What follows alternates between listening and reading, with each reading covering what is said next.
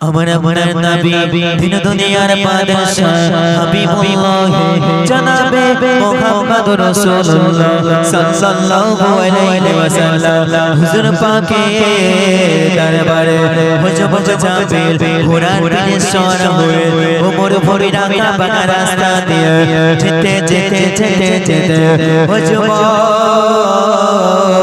জাবিলের ঘোড়া পথ ভুল করে রাস্তা ভুল করে ওর দেশের সীমান্তায় আয়া পড়ে আছে। ও আমার মা বোনেরা, ও আমার মুসলমান ভাইরা, কান করে শোনো, ও যুগে ও সময়তে ওর দেশের বাদশা একটা পাগলি মেয়ে ছিল, কথা বলতে পারতো না, সর্বসময় চুপটি মেরে বসে থাকতো। ওর দেশের বাদশার পাগলি মেয়ে অভিরাত রন্ধ্র করে তার আব্বা জানের ঘরে ঘরে যার সবাইকে দাঁড়িয়ে ডাকে, আব্বা জান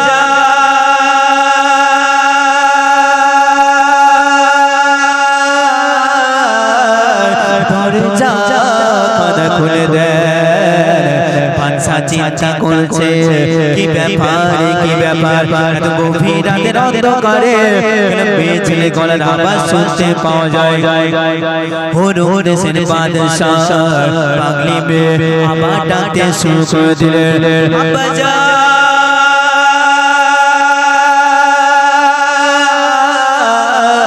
দরজা কাদা খুলে দেন।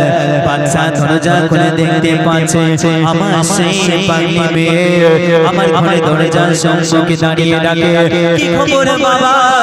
ওরে আমার পাগলি মেয়ে, হঠাৎ কেন তুমি আমার ঘরে দরজার সম্মুখে দাঁড়িয়ে ডাকো?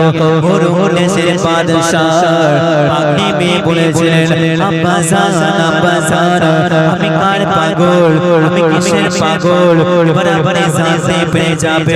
তবে আব্বা জান শুনলেন এক যুবকের নাম হলো জাবির, যার বাড়ি হলো খোরাসান শহরে, ঘোড়ার পিঠে শহরে যাচ্ছেন আমার নবী পাকের দরবারে, আমার রাসূলের দরবারে।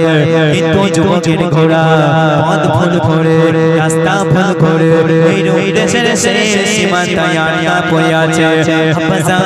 আব্বা জান হুজুর জাবিলকে আর ঘোড়াকে নিয়ে আপনারা দরবারে হাজির করো। শুনলেন আরো একটা সিরাজ হুজুরের একটা